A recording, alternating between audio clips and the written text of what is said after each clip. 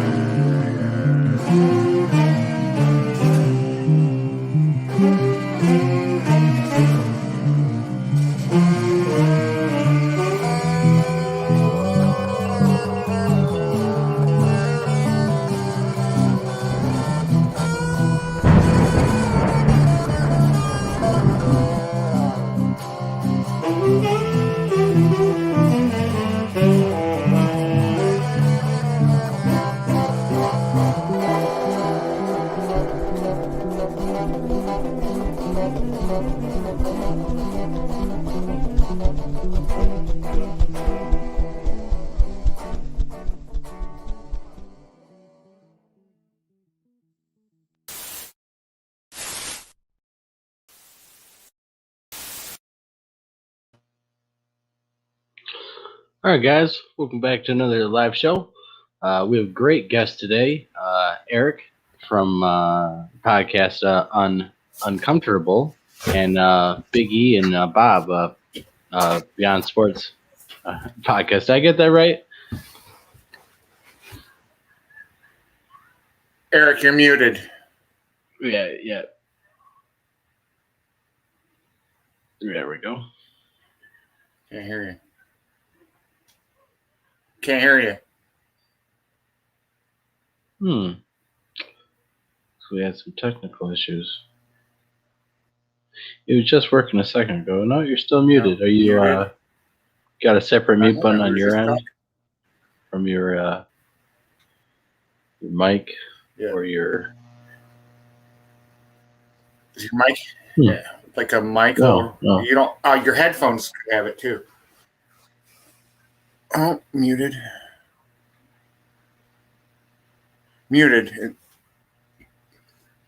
Like if you look at the bottom of your name there, where it shows the line. Is your mic connected? That's what it's saying on my end. Huh. Well, that's weird. We just talked to him. Yeah, that's pretty abnormal. I know I'm having some technical issues before, but this definitely shouldn't be connected. And we were literally just talking with him, actually, so I'm not sure what's going on. With the StreamYard muted, it won't work at all. Yeah, don't. Right. Wiggle your. Can you hear us? Try to mess with your mic. Hear us. Okay. No, you got to take that mute off on your. It won't work at all. Down for StreamYard, you have to have. There you go. Now, like wiggle a cord or something. Yeah, plug in your mic in. Plug it out. No. Now you have to unmute yourself back on StreamYard each time you do that.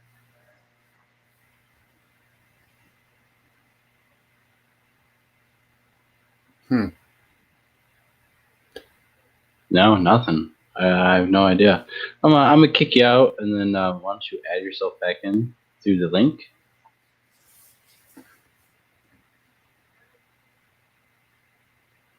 So hopefully this gets resolved, because I don't know, it's pretty abnormal. All of a sudden it just stopped working. So, but anyways, how's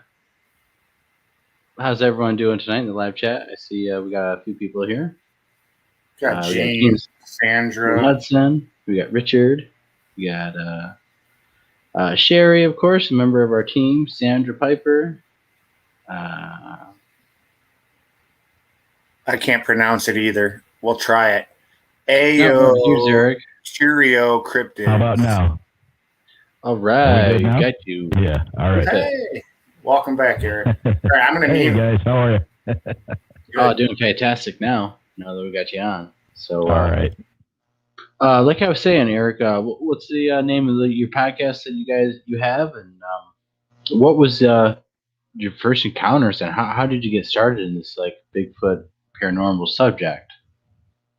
Well, as far as podcasts go, it was kind of born out of COVID boredom, and back in last May, probably pretty close to right about this time. I think is probably about a year, because it was a Thursday night. I went over to Bob from the show, and sat down in his garage and had a couple of beers, and said, "Do you ever think about doing a podcast?" Because he's been in broadcasting, as far as broadcasting high school sports and stuff, for years. And he's like, yeah, he's actually tried doing one and kind of didn't feel right, so he didn't keep doing it. And then we decided to start doing it together. Came up with Beyond Sports with Biggie and Bob, and it's pretty centrally located to the community that we both live in. So local high schools, local businesses, local personalities, stuff like that. And throughout the course of, I don't know where we're at now, maybe close to 30 shows, I kept trying to force my love of paranormal into that show. And we did one episode with the MUFON director from the state of Michigan about UFOs. Not really well received, didn't get a whole lot of listeners. Then I had a gentleman from Glean, Michigan, who was part of a paranormal group, and that was pretty well received. Got a pretty decent amount of listeners on that one. Then we had you guys on, and that one did really well. For the size of the community that we got really good numbers on that one. And if you guys remember being on that episode, I couldn't shut up. So it was. I really got a flavor for want to talk about that stuff, and I've been into it for the majority of my life. I think I was 100% obsessed with UFOs by the age of 5, and then not too awful long after that, maybe by the age of 7, Bigfoot had really started to come into play as well, and it was just simply things you'd see on the news or on TV or in search of. There was, back when I was a kid, there were no tablets, and you have a cell phone with being able to look up everything at the tip of your fingers.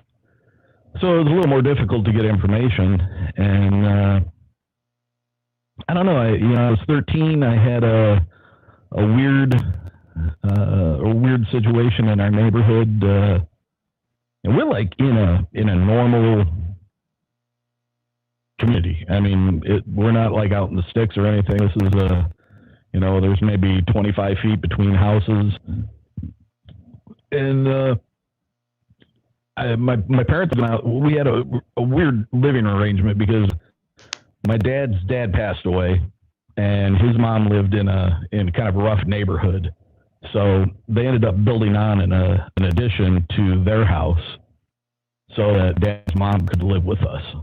And she had her own apartment. It was self-sufficient little efficiency apartment, had its own kitchen, its own bathroom. And the benefit for my parents was they got to have a built-in babysitter whenever they wanted to go out. And so I was like 12 or 13, laying in the living room, watching Son of Svengoolie out of Chicago. It was like a creature feature on Friday, or I think it was Friday nights. And as I was laying there watching the TV, I was laying on the floor, my arms propped up underneath me, and my grandma was sitting in a chair behind me, smoking her cigarette and doing her crossword puzzle and the TV guide like she always did. And it was summer, door was open, the screen was in, and I heard a plane going overhead, which isn't unusual because we're like really close to South Bend Regional Airport. And I heard a plane going overhead. Well, the Doppler effect, when something loud is far away, you can barely hear it. And then as it gets closer, it gets louder. And when it's above you, it's the loudest. And then as it moves off, it starts to quiet down again. Well, this plane just kept going and going and going. And I remember turning around and looking at my grandma and saying, "God, that plane is just, it's like it's sitting right over the top of us. It's just not getting any quieter." And, you know, she was too busy in her crossword puzzle. And it was just a couple of minutes after that, maybe not even that long. And all of a sudden, now, granted, you know, this is like 10:30 at night, maybe quarter to 11. And the entire neighborhood just lit up. And I'm talking like in the brightest light you can imagine. No color to it. It was just like sunlight on times 10. But it was weird light because it was intensely bright, but it wasn't the kind of light that like you squint your eyes or need to go like this because it was so bright. It was just super, super vivid. Really, I can remember getting up off the floor and I said, "Grandma, what's going on?" And she goes, "Oh, I don't know, honey. I think it's maybe just a storm. Get away from the window." And I'm like, "It's not a storm. You know, by this point, it's already been this bright light for, you know, maybe half a minute already."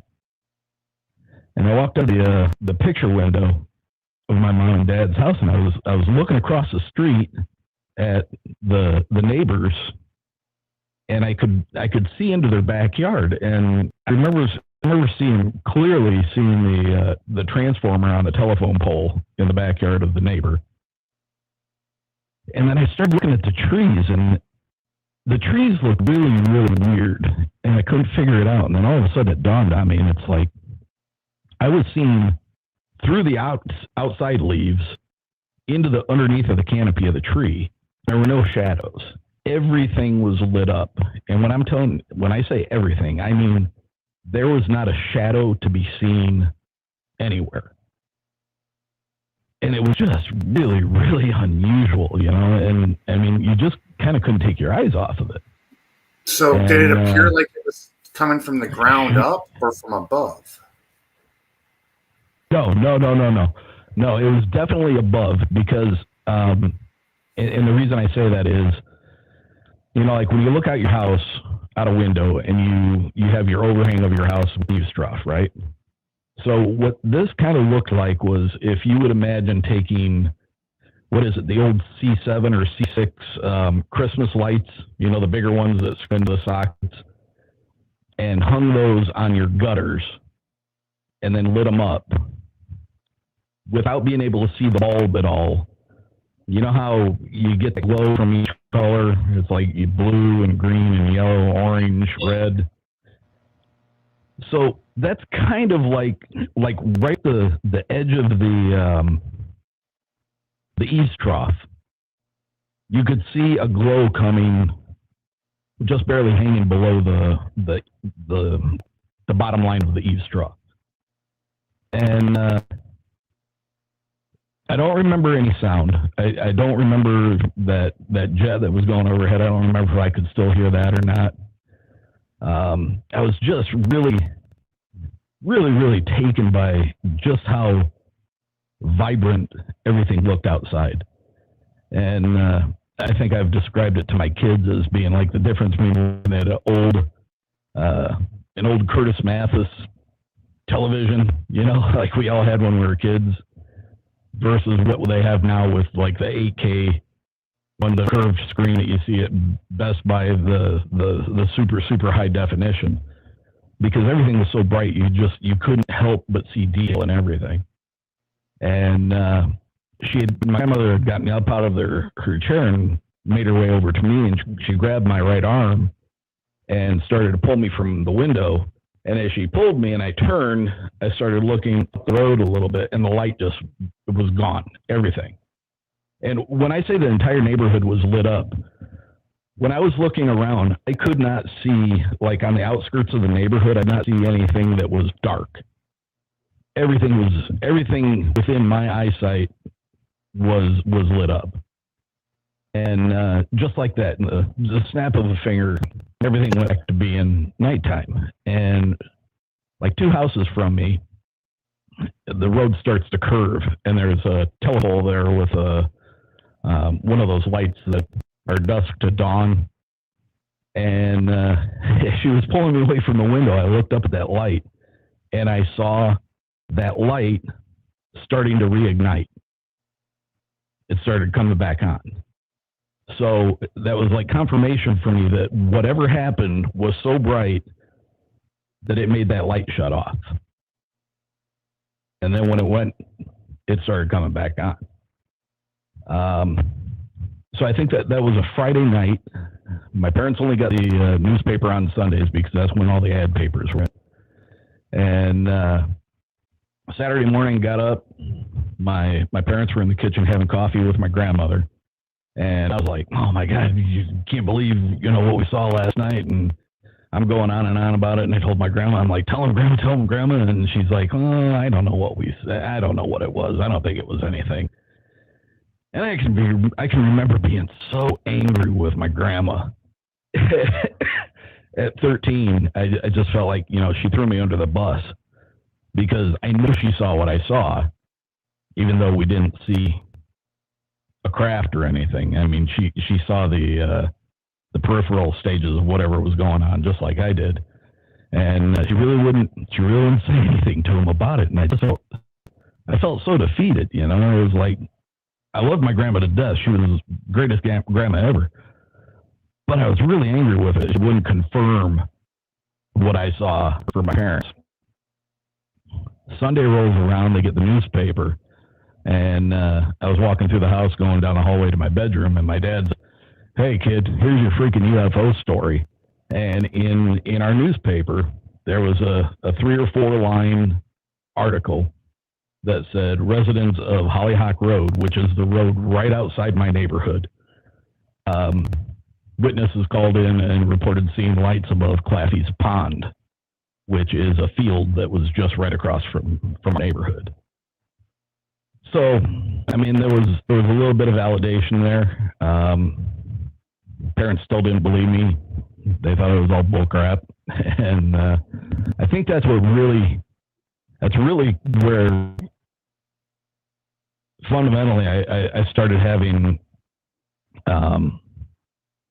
no disbelief in paranormal activity, whether it be ghosts or Bigfoot or anything like that. And it just snowballed from there. And, probably the last 6 years, maybe 7 years now, my dive down the rabbit hole of Sasquatch.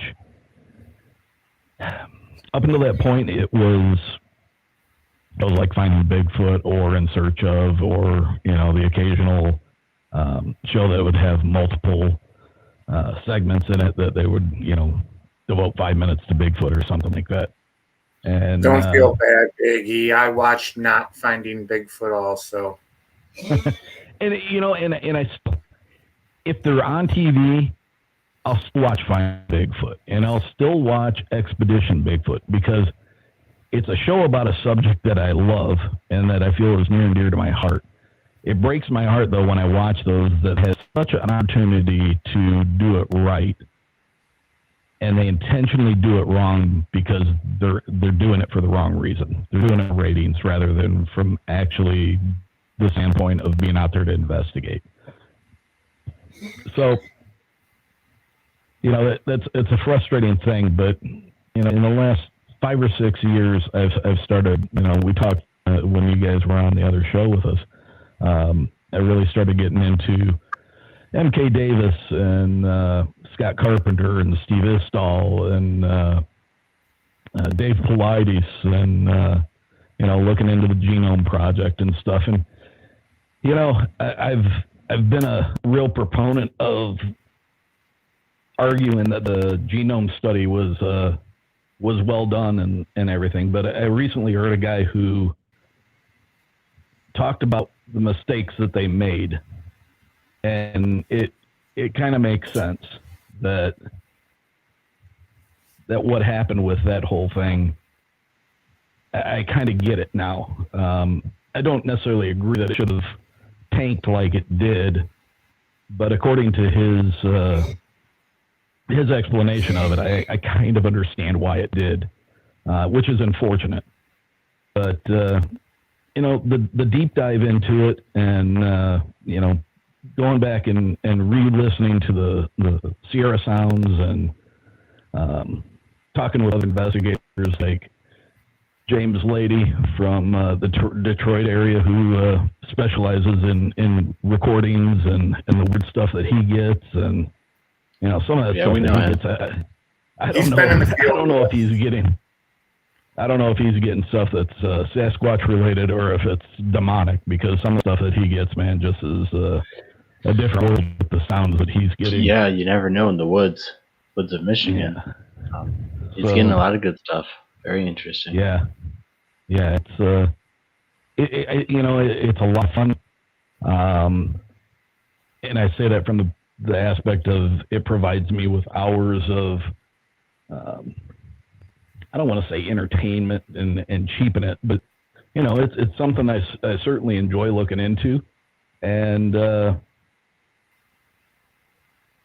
it snowballed into wanting to do a podcast about these kind of things, and I got my feet wet with the first podcast, and your guys' show, when you guys were on it, that was kind of a litmus for me.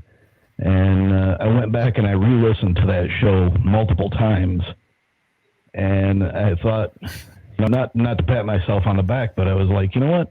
I didn't sound like an idiot. You just talked a lot. You did a really good job. and I'm talking a lot again, but I felt like I had some good stuff to say, and so I started putting pen on paper and try to come up with an idea for a podcast. And I didn't want to be a so-called cookie cutter of, Sasquatch Chronicles or the Confessionals or Into the Fray. I wanted to do something that had my own flavor to it. So I came up with the atmospheric openings that I do on each show. And typically I'll do a monologue, and then we get into an interview. And that can either be with a researcher, it can be somebody who has been an experiencer. And I really try to focus on finding interesting people with legitimate claims to paranormal and people that aren't afraid to talk. Because you can have somebody with a ton of great experiences, but if they don't like to talk, then you play hell trying to get somebody to open up and have a good conversation. So I don't know. It's been a ball. I've got. I think Blake, your episode with me dropped today at 10 a.m. and I think that was episode 14. I started it back on February 14th of this year. So it's gotten really good reviews. I've got 34 or 35 5-star reviews on iTunes. I have probably 8 or 9 written reviews that are all very complimentary, and I've had several emails where people call me or let me know that they like the quality of the show.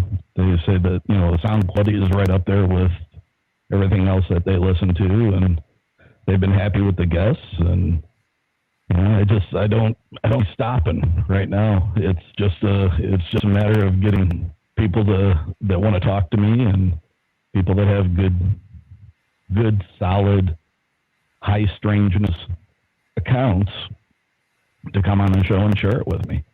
How do people contact you to come on the show? They can get a hold of me through my email, and that is contact.uncomfortable@gmail.com. They can also reach out to us and message us on our Facebook page, our Instagram page, and we're also on Twitter, all at Uncomfortable Podcast. So anybody the unfortunate thing about naming my podcast Uncomfortable is there's like 6 or 7 other podcasts that have the word uncomfortable in it. And when you search uncomfortable, all these other things come up. So if you're interested in looking for mine in your search engine, put in Uncomfortable and then followed by the word Erick, and it'll bring up this logo, and it'll take you right there. So, but we're on all the formats. Go ahead. I'm sorry. No, all the formats. Go ahead, finish. I thought you were done, and then I'll ask. I have a question. We're on all the formats: Apple Podcast, Google Podcast, Overcast. There's, I think at last count, I think we're on 14 different platforms. So nice. We are not on YouTube because we're audio only. And then you can also go to the website, which is uncomfortable.transistor.fm. And all the episodes are on there, and there's also a way to contact me through there. Links to my email. So it's been a blast, and we're getting. Or you guys can ask us if you can't find him. We can guide you in the right direction. He's a friend of ours. Now, my question was, Erick, kind of how you got to know the Lost Cryptids, Blake, I, and our group. Can you like elaborate just for a few minutes on what brought that all about, and tell the story and everything, and tell what you were thinking? I mean, give us the story. Yeah, sure. Thank you. Well, it's kind of weird because I've found so far in with all my episodes that I have out, which are only 14, but there are so many synchronicities between the people that have either been on the podcast or topics that are on the podcast that all kind of intertwine with other guests and other experiences. So you guys were part of that as well. I came across a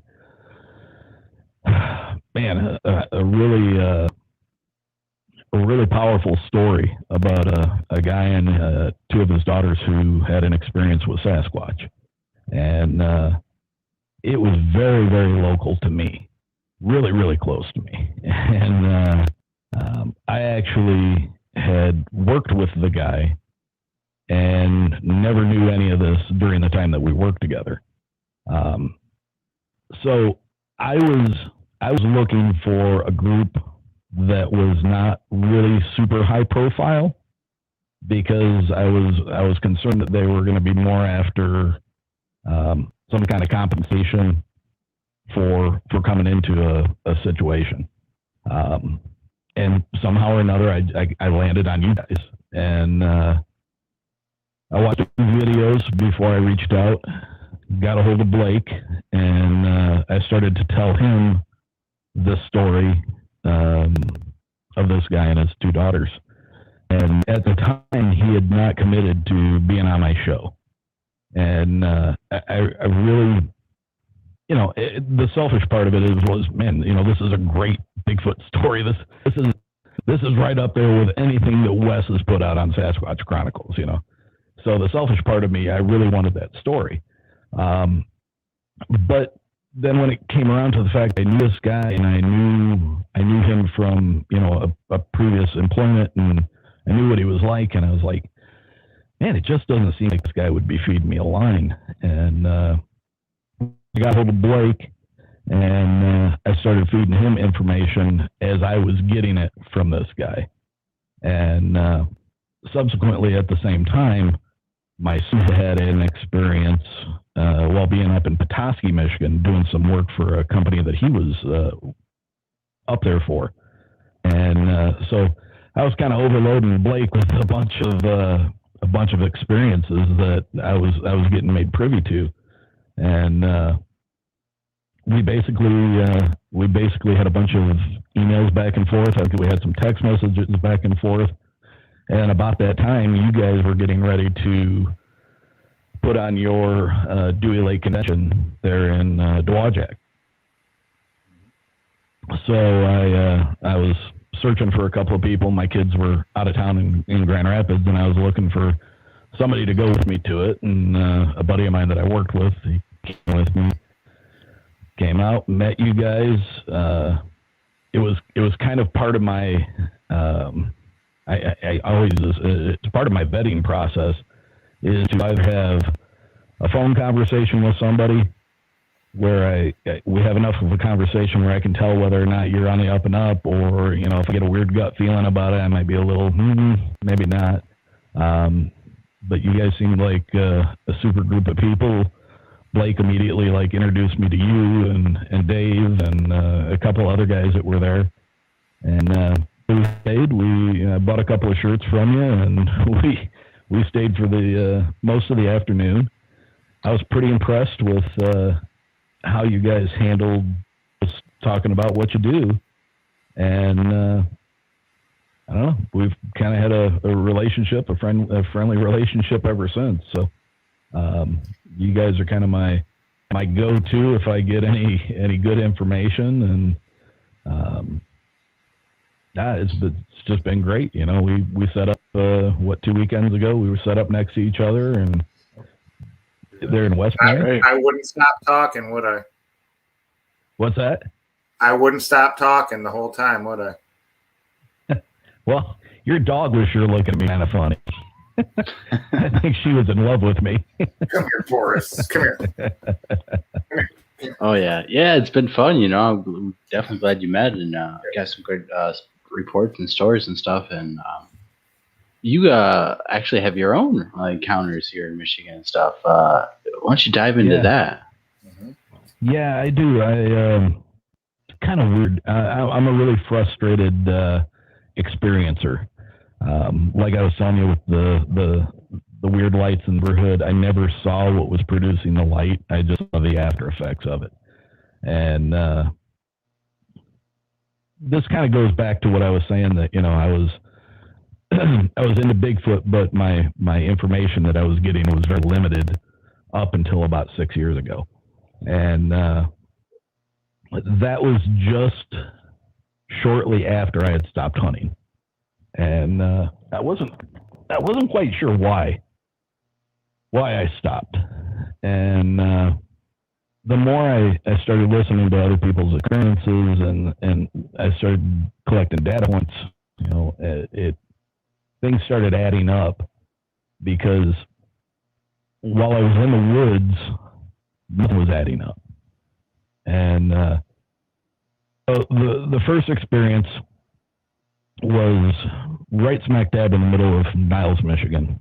I was hunting this property that was actually a backyard of a home that was, I don't know, maybe 1,000 yards away from the local high school. And it was a very narrow piece of property. It was very deep from the street to the back of it. And had a couple of deer stands set up there, and, you know, ground blind, and I had permission to hunt that property. I did not have permission to hunt the property behind it or on either side of it. But the property to the right of this house was a really interesting piece of property, because it had a large amount of pine trees that were just caked with turkey. I mean, there was one morning they had come out of the roost. I was sitting in my deer stand. They came out of the roost on either side of my deer stand, and I thought I was going to plummet and hit the ground 17 feet down. It just scared the absolute hell out of me, the racket that they made. And I sat there and I watched, and there was 51 turkey that came out of the roost. Wow.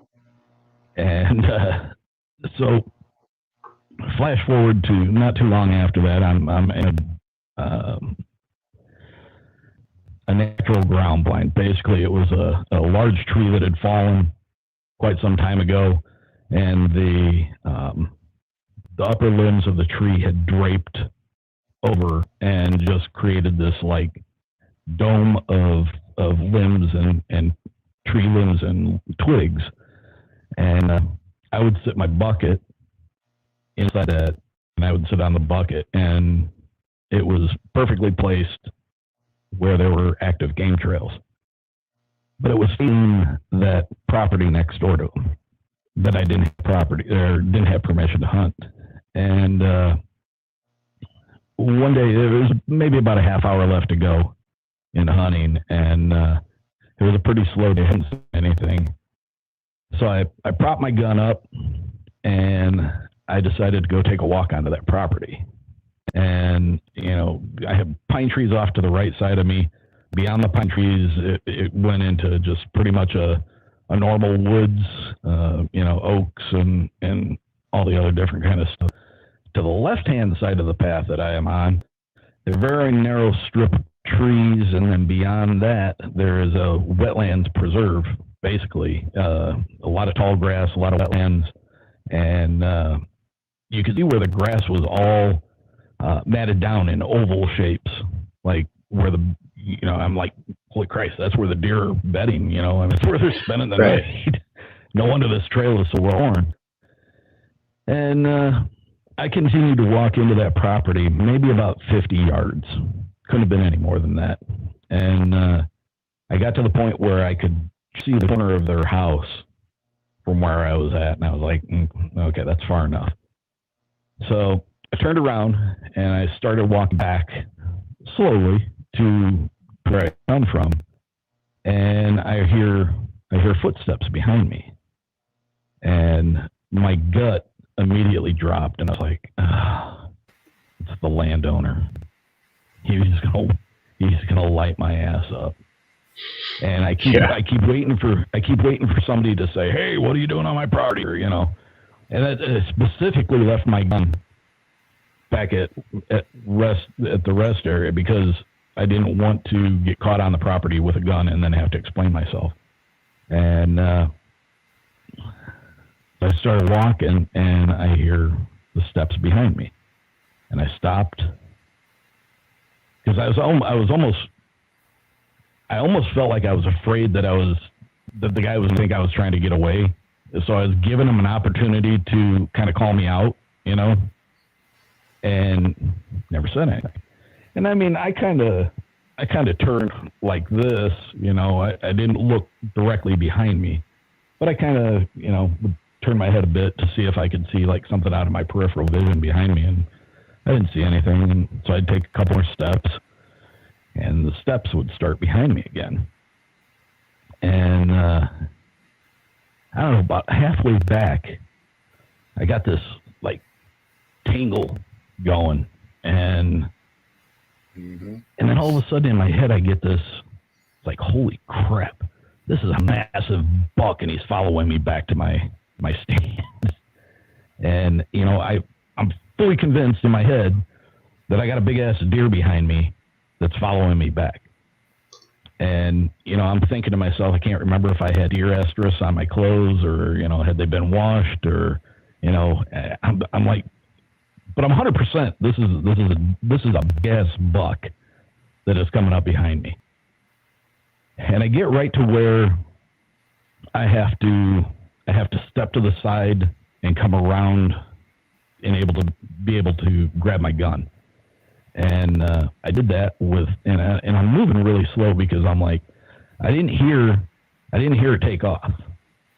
And I'm thinking that, me, Mr. Stealth, I'm thinking I can grab my shotgun, turn back around, and get a beat on this buck and lay him out.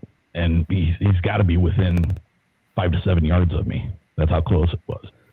Well, as I pulled up the shotgun and I'm still behind this tree fall, I hear this. The only thing I can really say that it's close to is like if you're ever around a horse and you hear him go,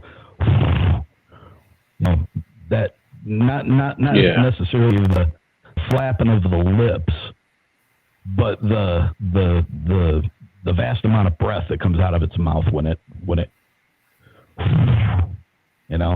and it did that, and I was like, oh shit. And I took one step out with my left hand, or my left leg, to rock my body out with the shotgun. And I mean, it was like a split second from the time it went, and I heard thump thump, and it was gone. I didn't hear thump thump thump thump thump thump thump thump. I heard thump thump, and there was nothing there. I stepped out 2 or 3 steps. I'm looking down the lane. I'm looking into the trees. There's nothing. I'm expecting to see, the ass end of a big buck, the white tail sticking up or something, or a horse, on the opposite side of a tree, and there was nothing. So that was kind of confounding. I was, but I was at that point, I was still thinking that it was definitely had to be a deer, right?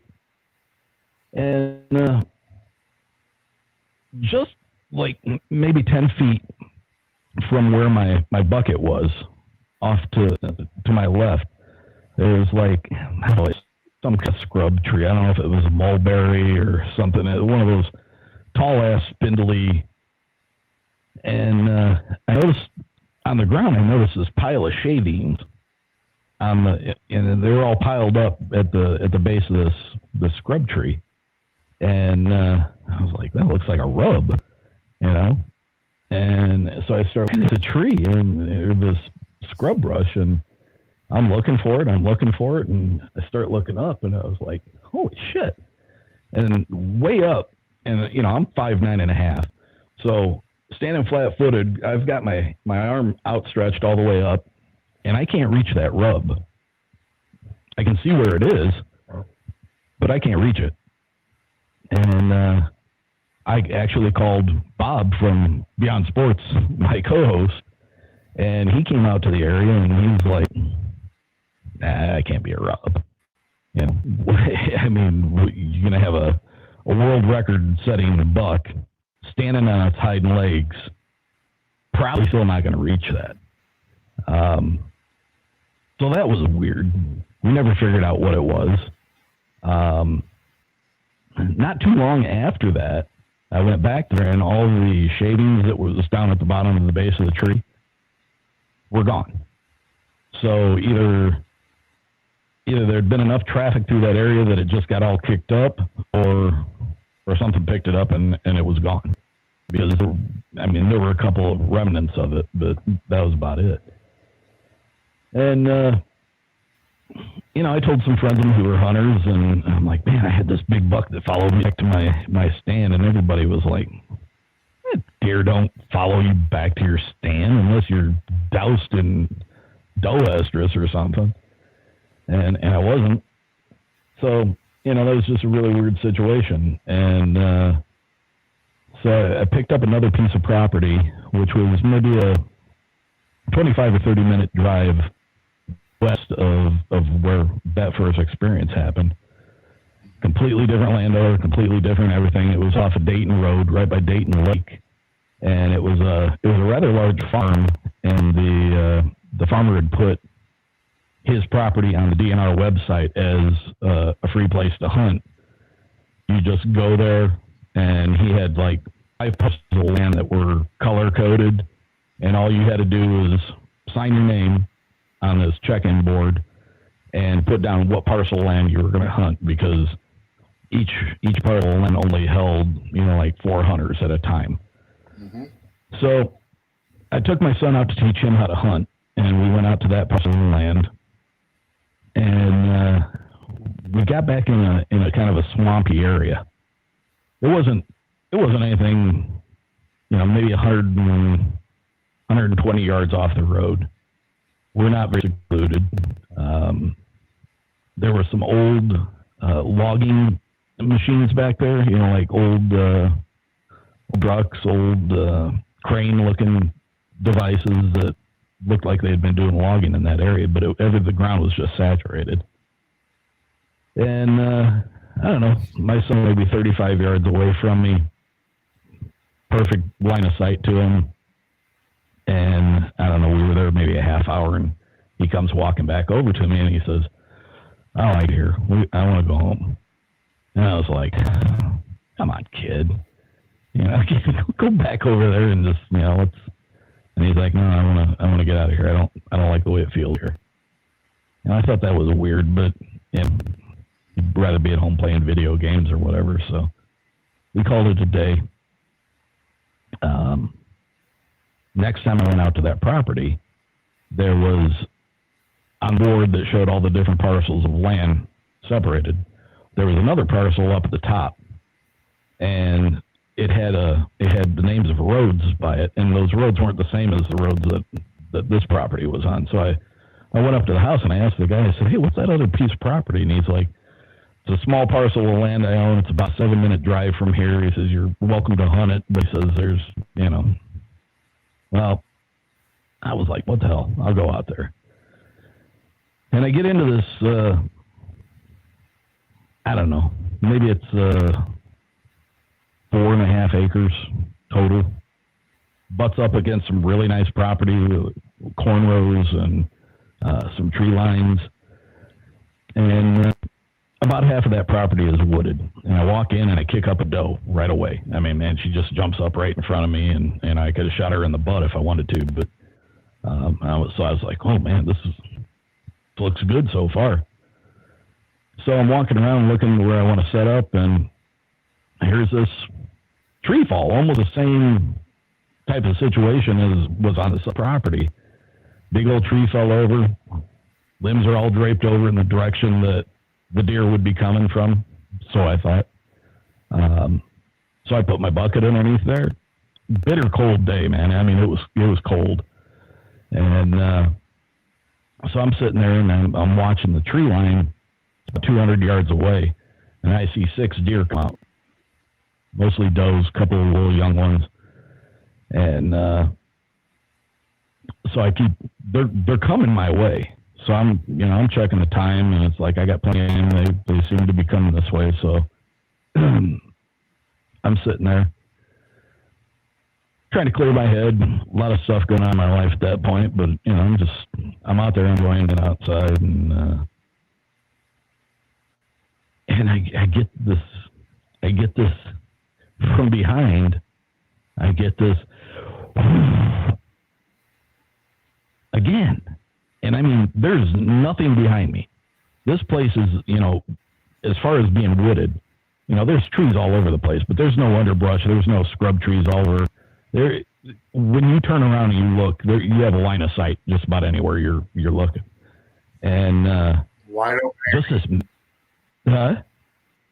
trees wide open though. Nothing you can see between every tree, right? Yeah. And I mean, it's colder than hell. Leaves, 90% of the leaves are off. And, everything's wide open. And there was just this incredible voluminous exhale of breath. And I'm around and I'm thinking, could it have been, because there was some snow, and it's like, could there have been some snow piled up on something and I heard it slide? Was that the sound? Or did something fall behind me? That didn't make any sense because it didn't sound like that at all. And I was puzzled. I'm like, it was very similar to the sound that I had at that other piece of property. So I was sure when I turned around that either a buck or a doe had walked in on me, kind of startled it, and it let out this gust of air, and there was nothing there. And I mean, there was just a weird feeling. I didn't feel like something was watching me. I didn't feel threatened. I wasn't on high alert, anything like that. It was just flat out weird. And I don't know. I'd gone back to the original piece of property one more time, and I got really uneasy.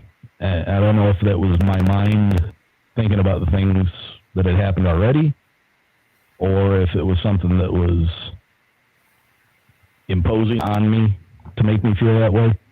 But it made me uncomfortable enough to just not enjoy being out there.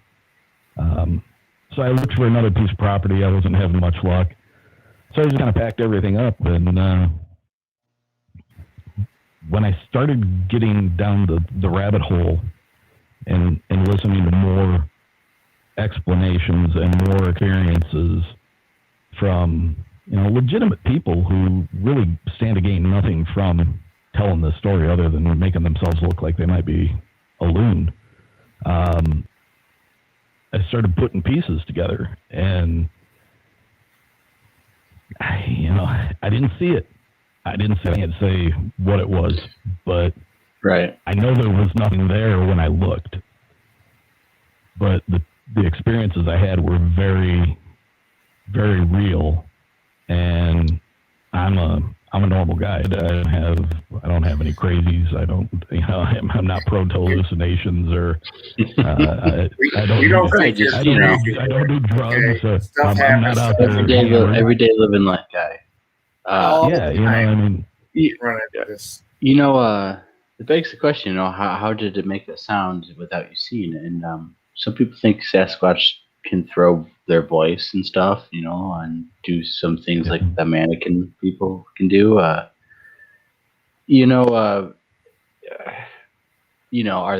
That's what leads people to think they're invisible and stuff, because you look around and there's nothing. I had an experience where I was followed out, but couldn't really see what was following me, and I came to an opening was for sure they're gonna get a camera and all this and that, and still couldn't see nothing, and it kept getting closer and closer, and is it even Sasquatch? Could it be spirits, ghosts and stuff, or UFOs? I mean, we obviously don't know, you don't see it, but Right. obviously something's there, something's making that noise, something's physically manifesting itself. for sure. Yeah. And doing stuff with you. So at that point, What- I mean, I really tried to start getting some non-superficial information about this topic. I didn't have anything that scarred me or gave me PTSD or anything like that. They were strange occurrences, and they still to this day they cause me pause and make me think about what the hell did happen, what was it. There's no real explanation for it. So it wasn't Sasquatch. Several of the things that I've heard since kind of add up to that being a possibility.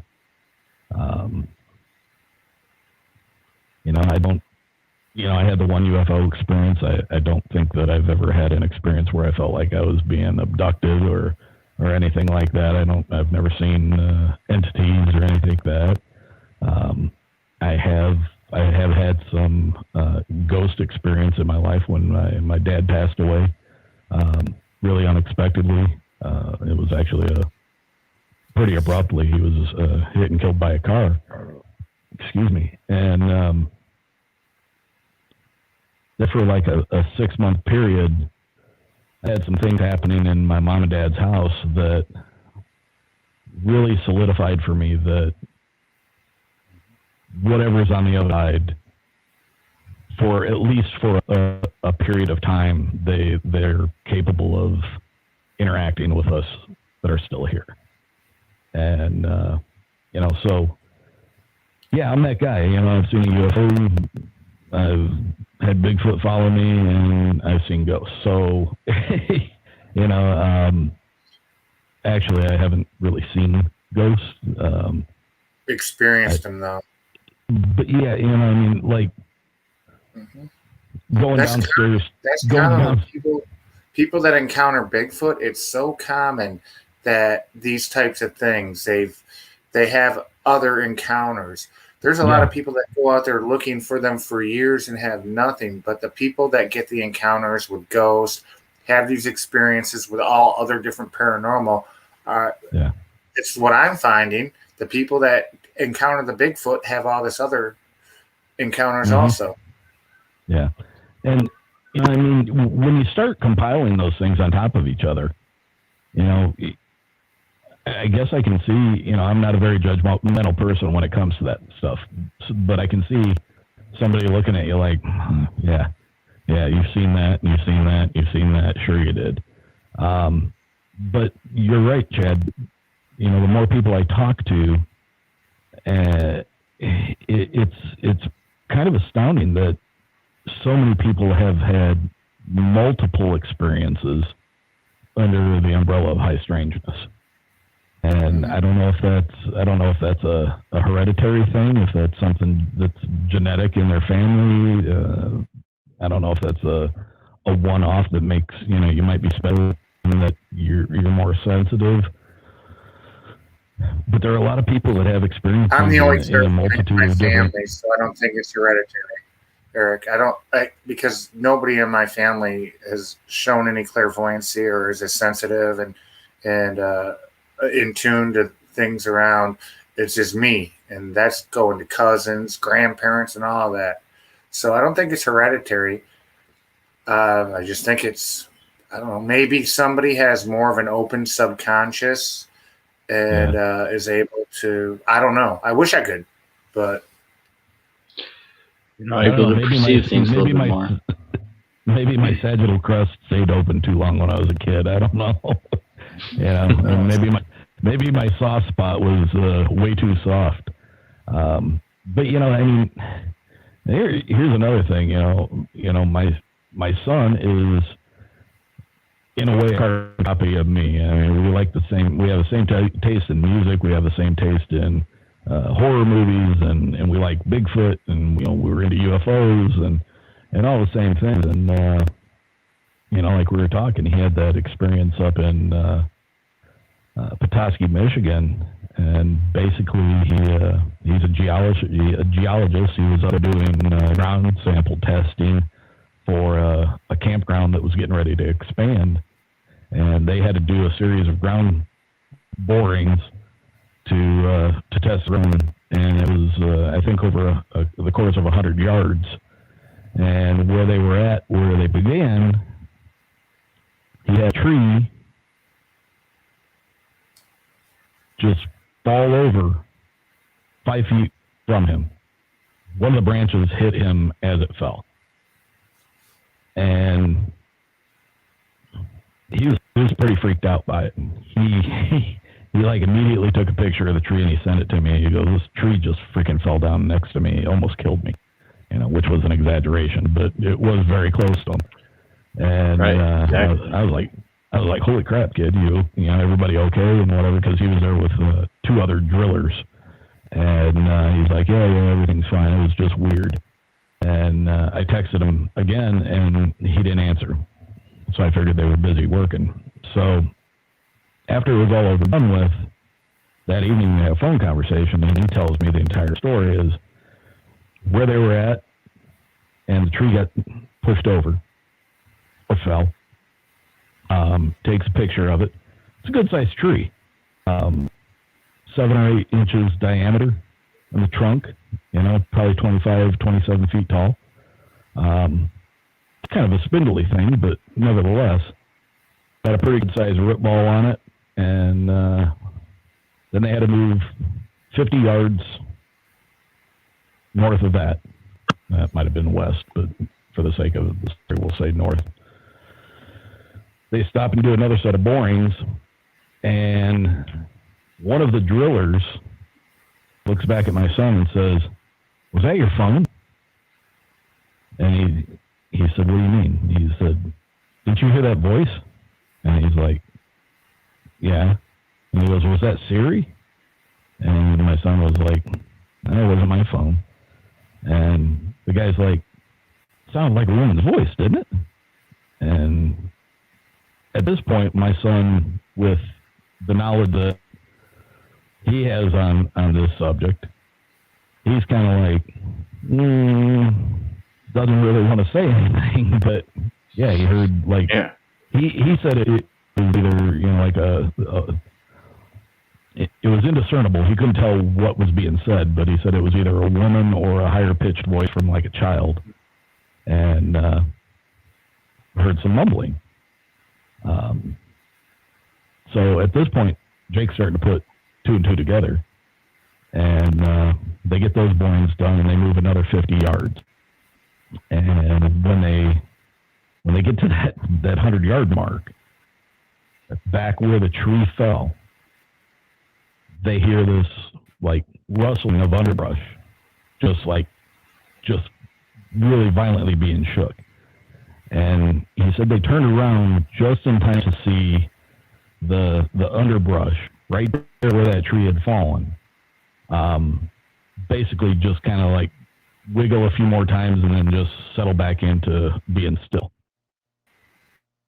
And at that point, he was pretty convinced that what was going on out there was not something that should naturally be occurring. Right. And so we had a really long conversation after that, and he was kind of worked up about it.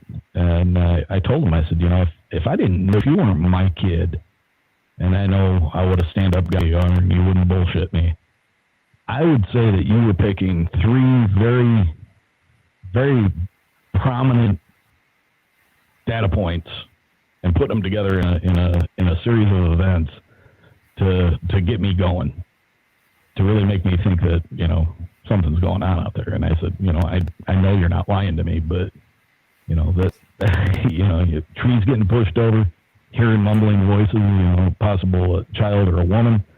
And then a violent shaking of underbrush.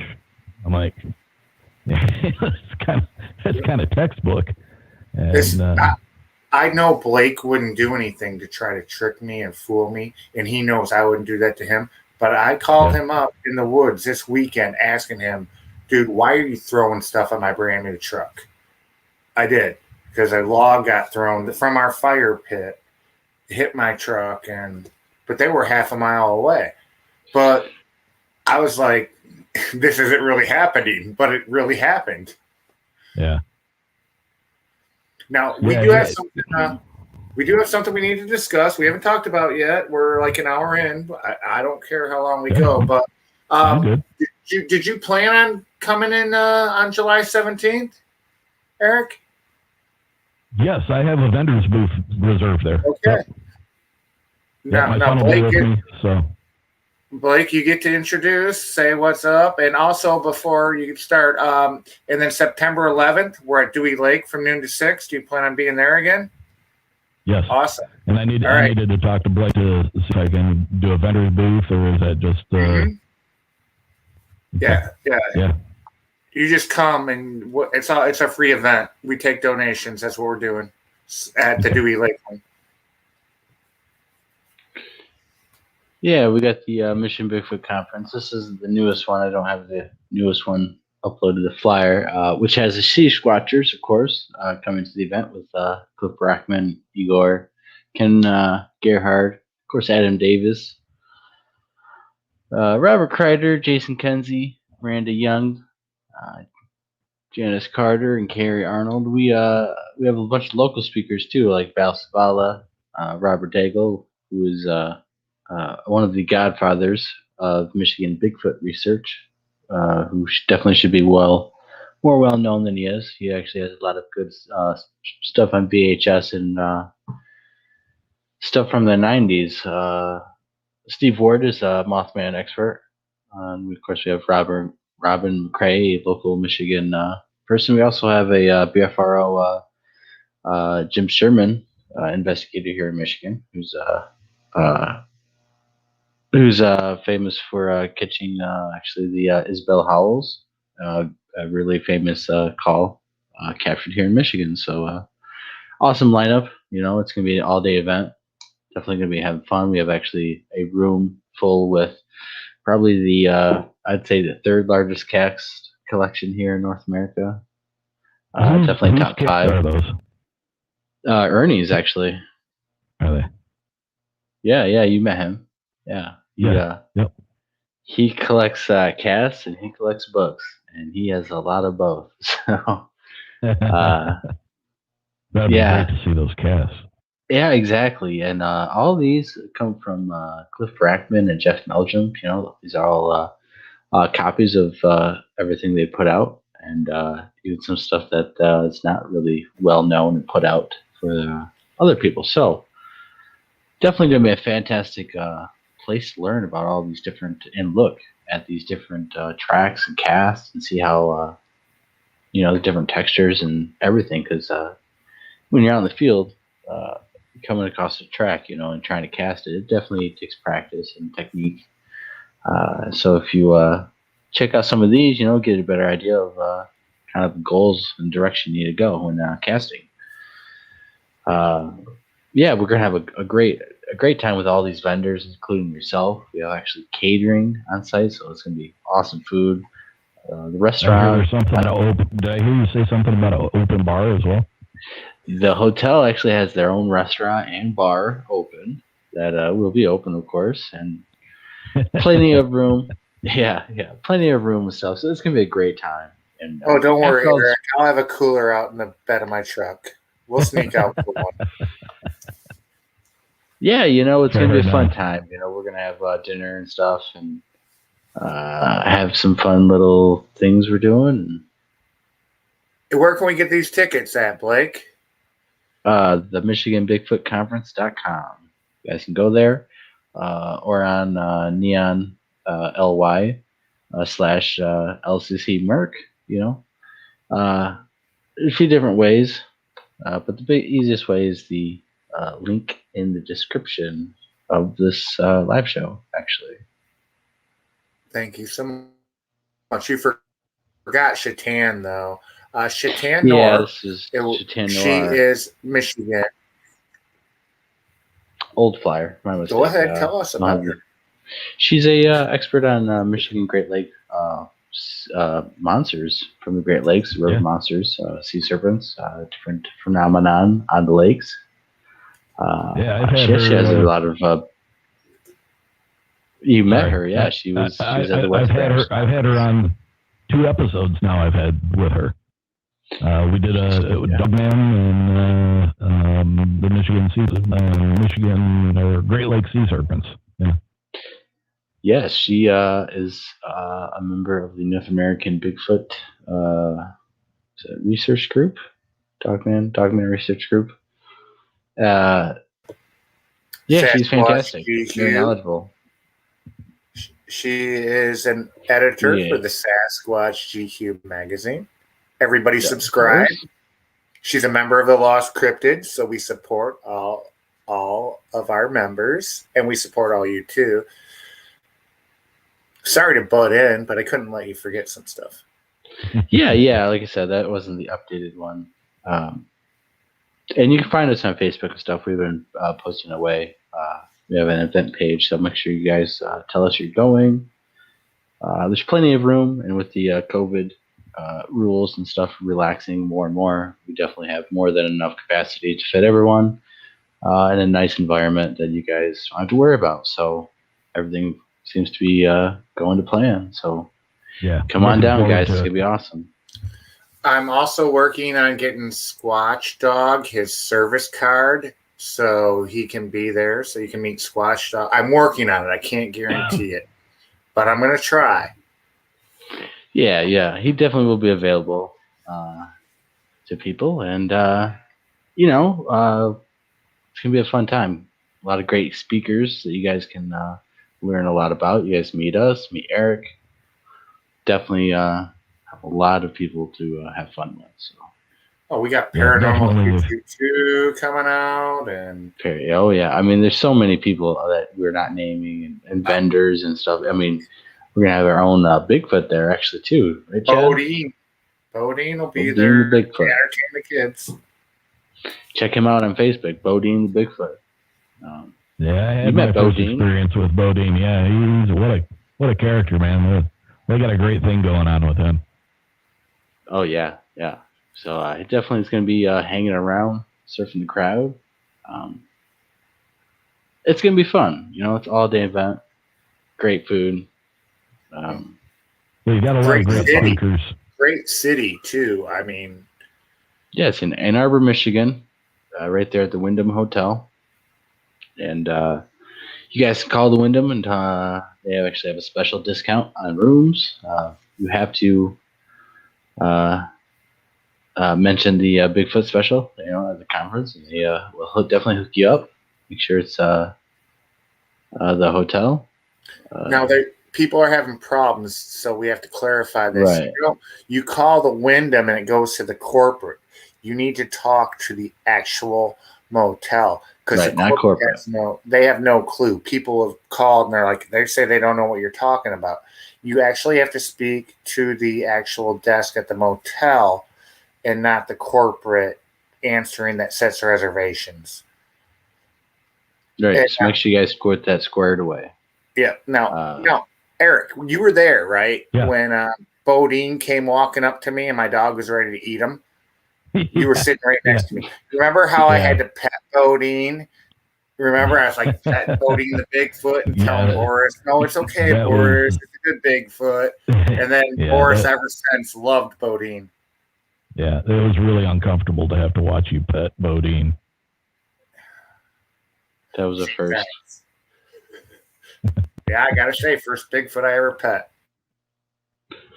Well, guys, it's been over an hour. We had a fantastic show with Eric. Definitely gonna get you on. Gonna have like group panel discussion shows coming up, so definitely gonna have you coming on some shows. And I'd love to. Yeah, of course, and definitely check Yeah. out the different podcasts that Eric has, uNcomfortable and Beyond Sports with Big E and Bob. Definitely great shows that you guys would want. And Beyond Sports is also a big hunting show. You guys talk about hunting a lot there too, right? Yeah. So Yeah. hunters, definitely the place to get some information and good laughs. So definitely check them out. Well, I appreciate having me on. I love what you guys are doing. You guys are a great group of guys, and I'm really happy to be associated with you.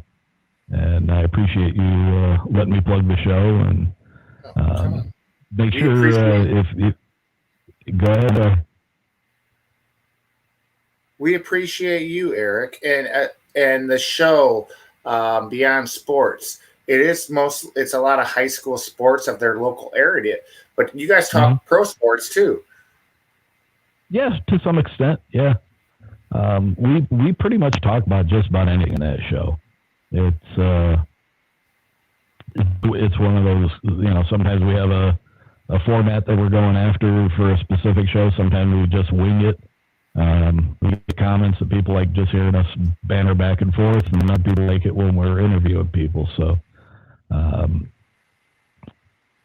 it's not something I have no intentions of walking away from that show.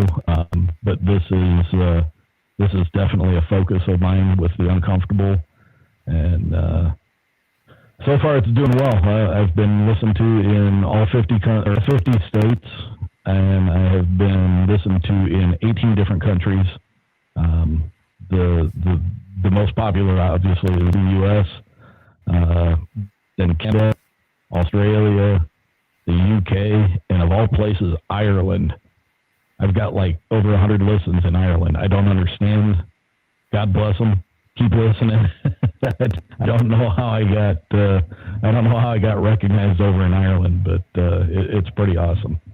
And, before we go, yep. Before we go, I'm not to throw you under the bus or anything, Eric, but when Bob allowed you to do the Bigfoot show with us, yep, remember, and that was like a first on your Beyond Sports, for sure. Yeah, and. You were like a kid in a candy shop. And in fact, Bob said at one point in that show, he said, "Who are we interviewing, Eric? The Lost Cryptids or you?" Yeah, he did. Yeah. He we're makes glad. No bones about calling me out. Yeah. We're glad. We're glad you're that excited. And we look forward to a relationship and our the undisclosed location we're eventually going to go to that you're going to take us to, and really look forward to that. You guys will get details after that happens. All right. I know I talk too much. No, go ahead. I would, I'm trying not to make a production of this property that we keep talking about, but if there's as much stuff going on out there, and John, for the sake of the people that are watching this now on the uNcomfortable podcast, if you want to hear a really good story, a really good account of a family's experiences with this creature, go to my episode 2 and 3. It's a 2-parter. It's called Opening Day. And I don't know, man. You know, I think it's so powerful because I actually went to their house to do the interview, and I sat in front of them across the table in their dining room, and I was looking in their eyes the entire time they were talking to me. So I think that's what makes this story so powerful to me. Yeah, there's plenty of other scary experiences out there, and you know, people do a great job of telling their experiences as well. But this one really, you know, it's near to me because I know these people, and just being able to sit opposite them at a table and see the emotion in the daughter's eyes when they got so worked up talking about it. You can't walk away from that and think that they're trying to pull the wool over your eyes. It's pretty profound. So I encourage anybody that's watching this tonight, if you want to hear a really astounding account, I would definitely go and check out those 2 episodes. That's right. They were more like victims of the experience, of the encounter. Yeah, and it's very you can tell. You know, you can easily tell that they're traumatized, basically. So definitely check out Eric in the episode at uNcomfortable, and we'll have the link in the description here in a little bit. Thanks again for coming on, Eric. In fact, Eric, why don't you post on our Facebook page? Why don't you post those 2 episodes? Post episode 2 first, and then episode 1. Yeah, I believe it was already so posted. Be in order. Definitely make or I can do it onto the top of the page, of course. Yeah, it's incredible, guys, and we'll have more listeners than viewers right here. People will watch it later, so it's an incredible story. Yeah, it really certainly is. All right, guys. Well, you guys have a wonderful night, and we'll be going live tomorrow with another great guest. So stay tuned for that. Well, Blake. Thank you.